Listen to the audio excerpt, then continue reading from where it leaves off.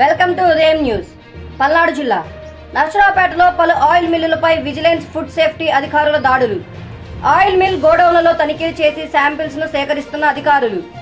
Vigilance food safety అధికారుల దాడులతో మిల్లులకు తాళాలు వేసిన యజమానులు. అందరికీ నమస్కారం అండి.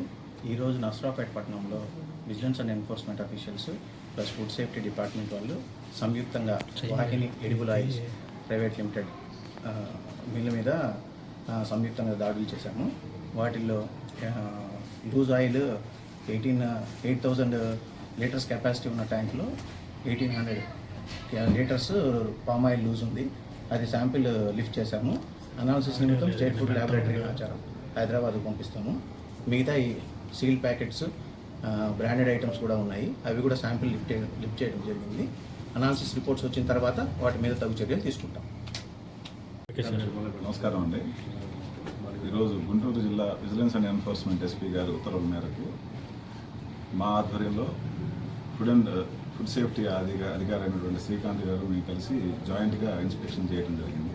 బరంపేట రోడ్లో ఉన్నటువంటి Vahini edible oils private limited ఫర్మ్ని ఇన్స్పెక్షన్ చేశాము. ఇక్కడ మెజారిటీగా బ్రాండెడ్ ఆయిల్సే వీళ్ళు రీసేల్ చేస్తున్నారు. వాటిలో కూడా శాంపిల్స్ లిస్ట్ చేశారు ఫుడ్ ఇన్స్పెక్టర్ గారు. అలాగే లూజ్లో ఉన్నటువంటి పామ్ ఆయిల్కి సంబంధించి కూడా శాంపిల్స్ కలెక్ట్ చేశారు.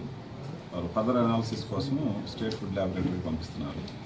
అలాగే ఈ ఇన్స్పెక్షన్లో లీగల్ మెట్రాలజీ అధికారులకు కూడా ఇన్ఫర్మేషన్ ఇచ్చాము. అన్ఫార్చునేట్లీ వాళ్ళు ఆల్రెడీ అరేంజ్ ప్రోగ్రాంలో సత్యనపల్లిలో ఉండటం వల్ల వాళ్ళు రాలేకపోయారు.